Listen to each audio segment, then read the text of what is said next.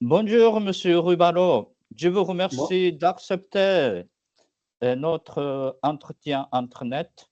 Je vous remercie de m'avoir envoyé les photos de votre atelier et celles de paysages extérieurs de votre atelier. Vos peintures sont bien aimées au Japon aussi.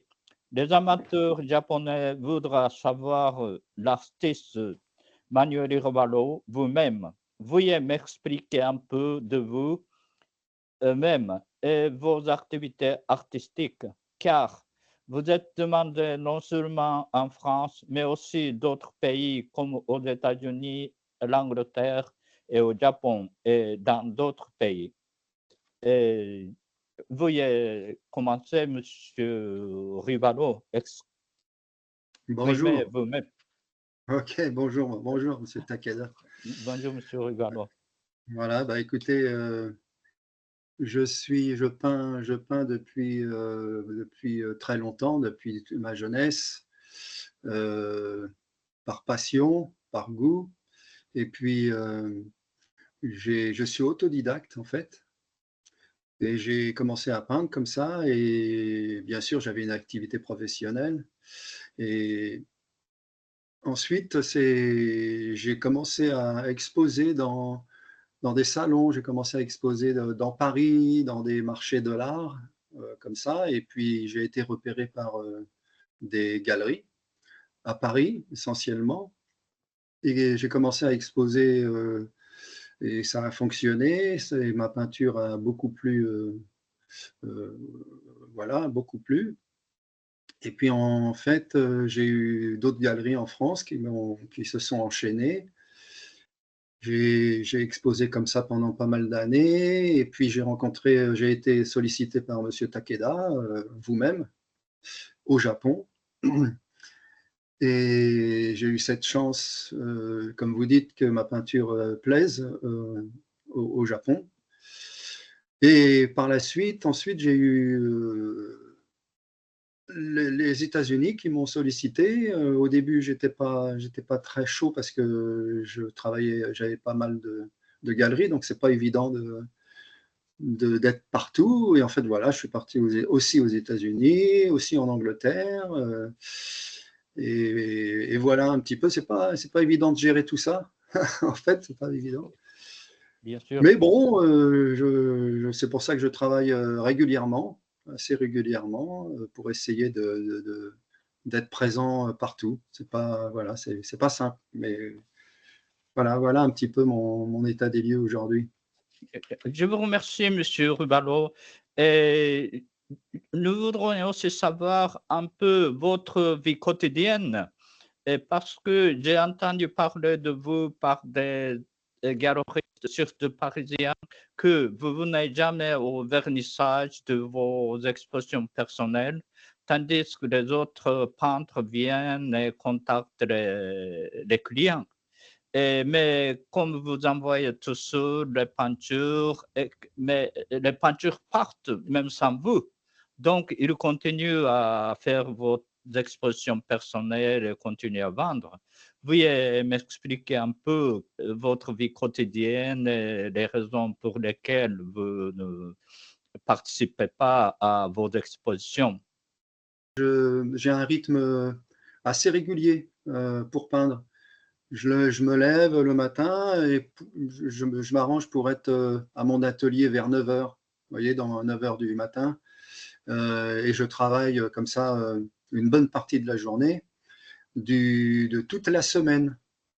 Et c'est vrai que aller à des vernissages, j'en ai fait au début. Hein, j'ai fait quelques vernissages. Il fallait faire le voyage, se déplacer, aller à l'hôtel, faire un discours, tout ça. Et en fait, au début, Oui, ça me bien plaisait, sûr. mais après, ça finit par pas trop me plaire, parce qu'en plus, j'aime pas trop me mettre en avant. C'est pas dans ma mentalité. J'aime bien être en retrait, j'aime bien être discret, quoi, en fait. Et en même temps, ça me permet d'avoir un rythme régulier, de pouvoir produire des toiles suffisamment et pour pouvoir répondre à la demande de pas mal de galeries, quoi. Et en fin de compte, ça va bien. Et puis, finalement, c'est assez accepté, quoi. C'est assez accepté. Et voilà un petit peu ma façon de travailler, quoi, de voir les choses. Je vous remercie, Monsieur Rubalo, de nous avoir expliqué vous-même. Je voudrais aborder vos peintures, le secret de voter de vos peintures. Première question est suivante. Veuillez expliquer le secret de l'ambiance mystérieuse de vos peintures, qu'ils soient paysages de Venise, de Paris, de New York, et champs et montagnes de Provence, et même vos bouquets. Et peut-être que vous-même, vous êtes conscient de l'ambiance mystérieuse de vos peintures. Oui. Ok, en fait, oui, c'est vrai que dans mes peintures, il y a ce côté suggestion. Le paysage est vraiment suggéré. Je copie pas la réalité, en fait. Je me laisse aller dans.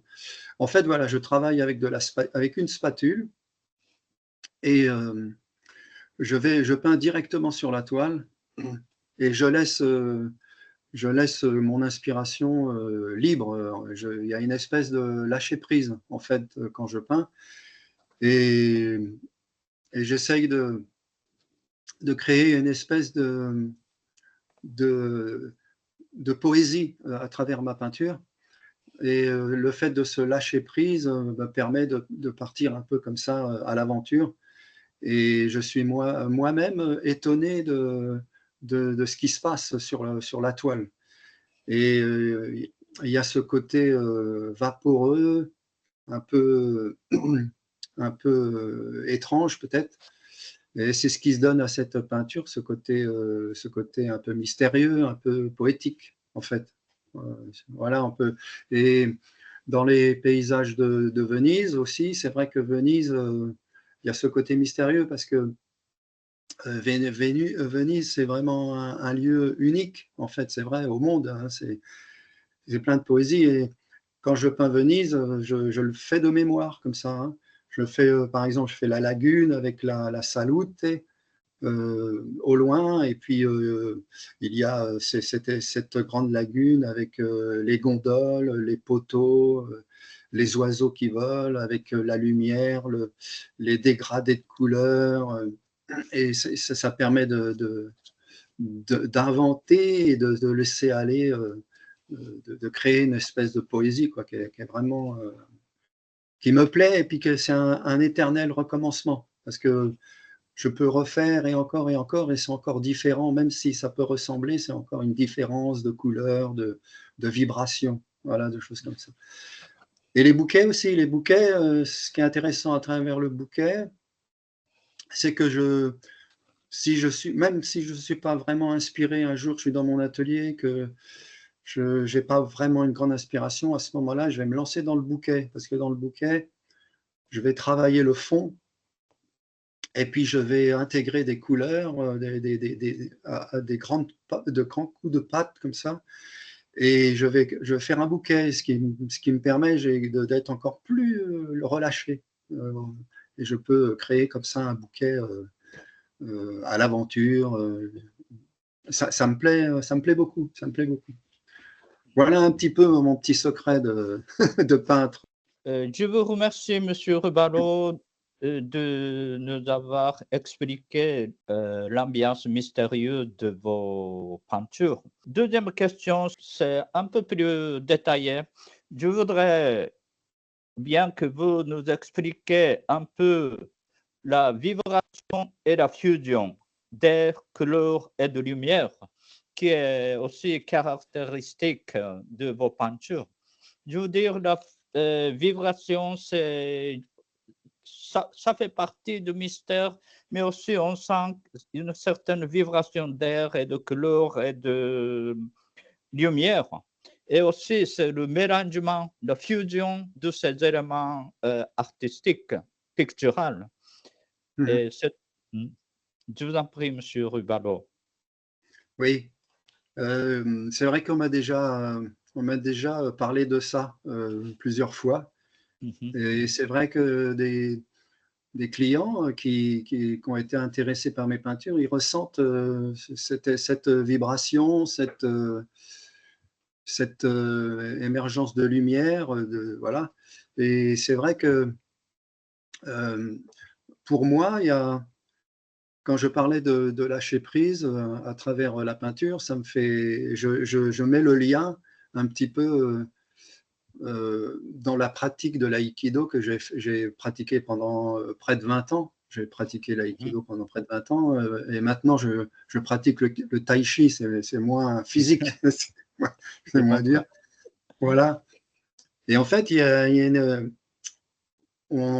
j'ai découvert à l'intérieur de cette pratique l'énergie interne qui nous anime tous les êtres vivants, et qui anime même les plantes, qui anime les arbres, les animaux, etc. Et, et à travers, quand je peins, voilà, il y a cette intériorité qui s'exprime à travers mes mains, à travers mon corps, et qui se reflète sur la toile. Et je pense qu'il y a cette énergie vitale qu'on peut appeler, que les Japonais justement appellent le ki, Mhm, hein, mhm, l'énergie mhm, vitale, mhm, l'énergie. Les Chinois, c'est le chi, les Indiens, les hindous, c'est le prana. Voilà, il y a plein de mots, etc. mhm, Alors, il y a peut-être, certains diront qu'il y a un côté peut-être mystique, spirituel. Mais mhm, oui, oui, oui, c'est là, c'est présent, c'est présent. mhm, Il y a ce côté où on se pose plein de questions, on s'interroge sur l'essence même de la vie. Et je mhm, pense qu'à travers les peintures, moi, j'exprime ça, je ressens ça. Et je pense qu'il y a une part de cette expression-là que je passe dans les peintures et qui se ressent à travers les gens. Quand ils voient mes peintures, peut-être qu'il y a cette communication et cette sensibilité qui apparaît et mhm, qui est communiquée à travers mes toiles. Et mhm, ça, j'en suis fier et j'en suis très content si c'est ressenti par, mhm. par les gens, quoi, voilà. Et on en revient on pourrait exprimer aussi qu'il y a ce côté de poésie qui se transmet dans la peinture. Voilà, j'espère que j'ai été Ok. suffisamment clair. Voilà. Oui, merci, merci beaucoup, Monsieur Rubalo. Vous avez expliqué la vibration et la fusion des éléments artistiques, mais aussi nous sentons une fusion et vibration qui sont deux réalité et l'illusion. Parce que quand je suis devant vos peintures, je suis un peu étourdi où je suis. C'est quelle époque? C'est-à-dire dans vos peintures, peut-être par ces éléments mystérieux de vibration et fusion, et vos peintures vous nous amènent à l'espace et le temps inconnu. Peut-être ce soit Moyen Âge, peut-être que c'est notre temps. C'est la fusion de la réalité et illusion et de l'espace et du temps. Mhm. Donc, vous avez expliqué du côté artistique, technique peut-être, de ces phénomènes. Veuillez nous expliquer un peu du côté de sensibilité de ce phénomène, si vous pourrez. Si vous Oui, pouvez.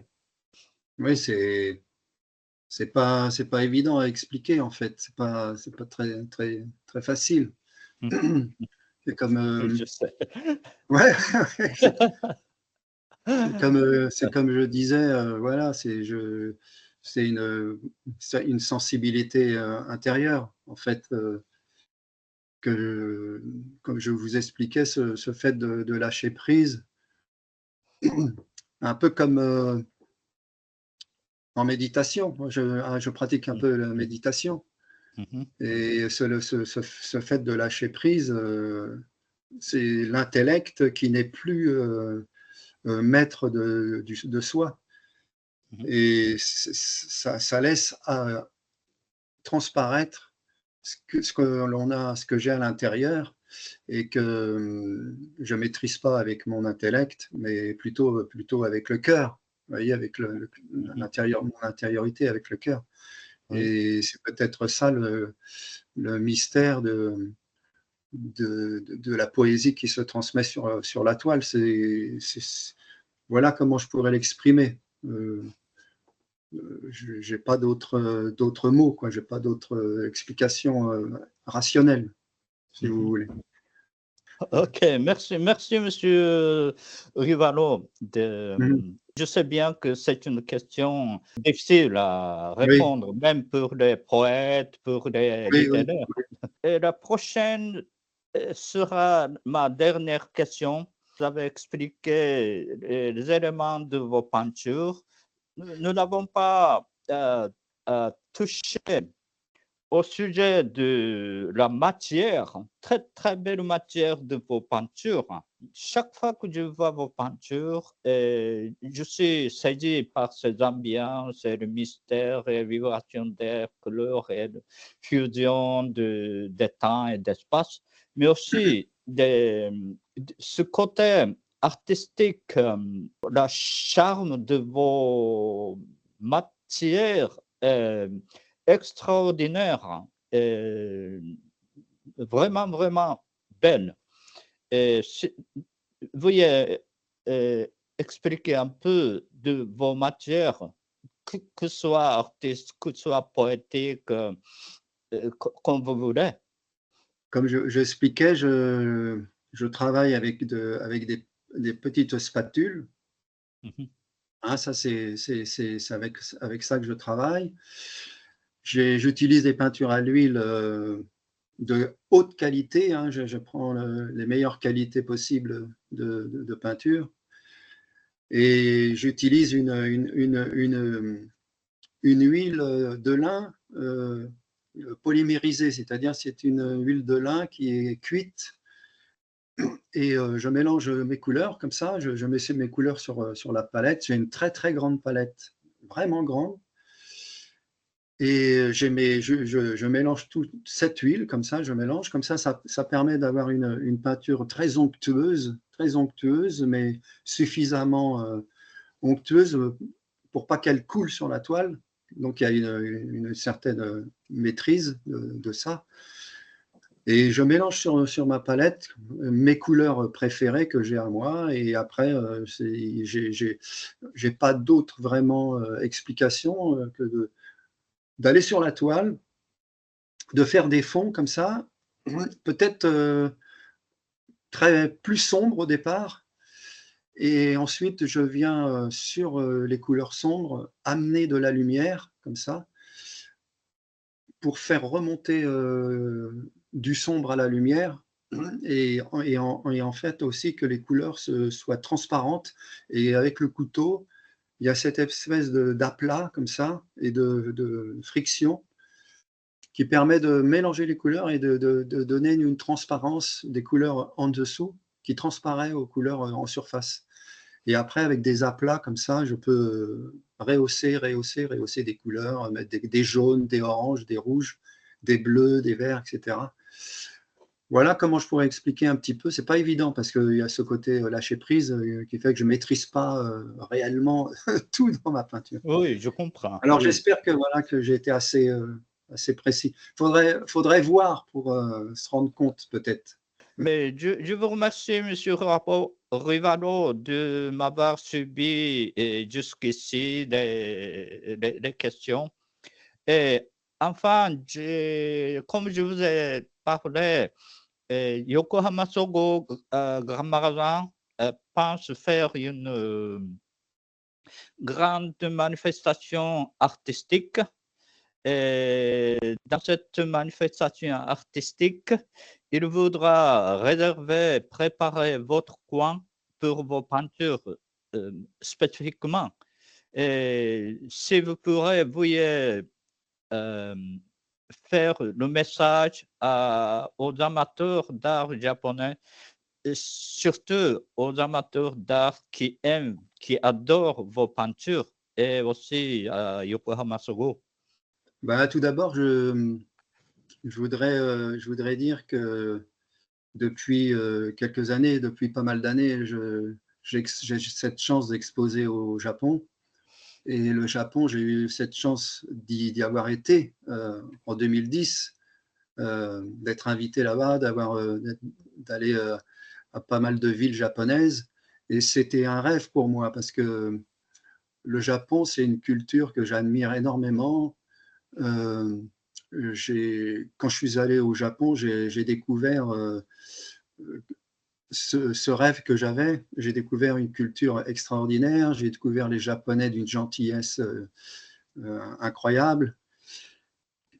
Et donc, on a été super bien reçus avec ma femme, là, avec vous, Monsieur Takeda. C'était vraiment une Bien sûr. expérience superbe, magnifique, un beau pays. Enfin, voilà. Et je tiens à remercier le grand magasin Yokohama Sogo d'exposer mes peintures. J'en suis très fier, très honoré. Donc, je vous remercie de cette chance que j'ai. Et j'espère que ma peinture apportera à des personnes qui apprécient mes peintures, ben, de la lumière, du bonheur, que ça leur réchauffe le cœur. Voilà. Et encore merci. J'en suis très, très honoré. Merci beaucoup. Merci, merci beaucoup, Monsieur Ribalo.